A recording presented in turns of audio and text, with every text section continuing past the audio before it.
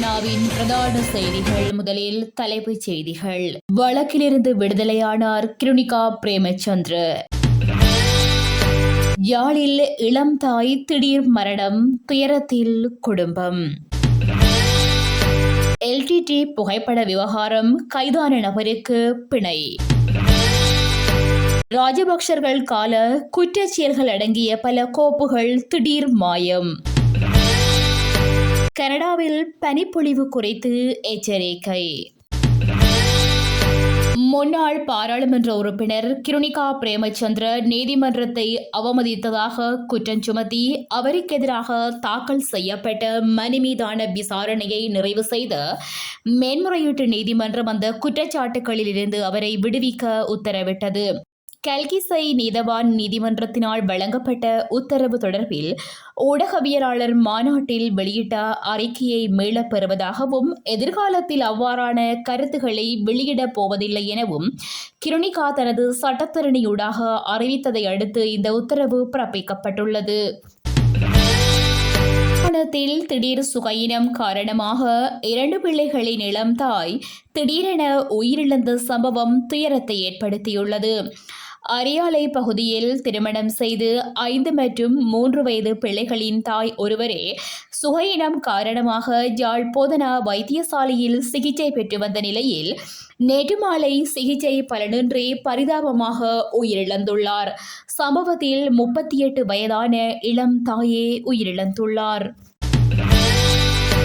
தமிழீழ விடுதலை புலிகள் அமைப்பின் தலைவரது புகைப்படத்தை முகநூலில் பதிவிட்டதாக கைதான இளைஞருக்கு பிணை வழங்கி யாழ்ப்பாண நீதவான் நீதிமன்றம் உத்தரவிட்டது. பயங்கரவாத தடுப்பு பிரிவு போலீசாரால் அண்மையில் கைது செய்யப்பட்ட இணுவில் பகுதியைச் சேர்ந்த இளைஞன் இன்றைய தினம் யாழ் நீதவான் நீதிமன்றில் ஆஜர்படுத்தப்பட்டார். பயங்கரவாத தடை சட்டத்தின் கீழ் வழக்கு தாக்கல் செய்யப்பட்ட நிலையில் 72 மணி நேர விளக்கமறியலுக்கு பின்னர் குறித்த இளைஞன் இன்றைய தினம் நீதிமன்றில் முற்படுத்தப்பட்ட போது 2 லட்சம் ரூபாய் பெறுமதியான சரீர பிணையில் விடுவித்ததுடன் வெளிநாட்டு பயணத்தடையும் விதித்து உத்தரவிட்டுள்ளார். முன்னாள் ஜனாதிபதி மஹிந்த ராஜபக்ஷ காலத்தில் இடம்பெற்ற குற்றச்செயல்கள் தொடர்பான பல கோப்புகள் குற்றப்புலனாய்வு திணைக்களத்திலிருந்து காணாமல் போயுள்ளதாக குற்றச்சாட்டுகள் முன்வைக்கப்படுகின்றன.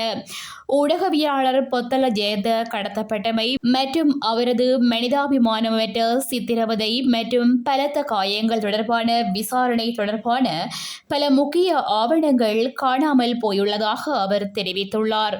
தமக்கெதிரான குற்றம் தொடர்பில் தற்போது நடைபெற்று வரும் விசாரணைகள் தொடர்பில் வாக்குமூலம் வழங்க குற்றப்புலனாய்வு திணைக்களத்திற்கு சென்றபோதே அவர் இதனை தெரிவித்துள்ளார். கனடாவில் பனிப்பொழிவு தொடர்பில் பயண எச்சரிக்கை விடுக்கப்பட்டுள்ளது. கனடாவின் ஒன்ராரியோ மாகாணத்தில் இவ்வாறு பனிப்பொழிவு தொடர்பில் பயண எச்சரிக்கை விடுக்கப்பட்டுள்ளது. காலை வேளையிலும் மாலை வேளையிலும் போக்குவரத்து செய்ய முடியாத அளவிற்கு பனிப்பொழிவு ஏற்படும் என அறிவிக்கப்பட்டுள்ளது. கனடிய சுற்றாடல் திணைக்களம் குறித்த அறிவிப்பை வெளியிட்டுள்ளது. தாளமுக்க நிலை காரணமாக பனிப்பொழிவு மேலும் அதிகரிக்கும் எனவும் தெரிவிக்கப்பட்டுள்ளது. வாகன சாரதிகள் மிகுந்த அவதானத்துடன் பயணம் செய்ய வேண்டும் எனவும் பாதைகள் வழுக்கும் தன்மையுடன் காணப்படும் எனவும் ஆகையால் மெதுவாக வாகனங்களை செலுத்துமாறும் அறிவுறுத்தல் வழங்கப்பட்டுள்ளது.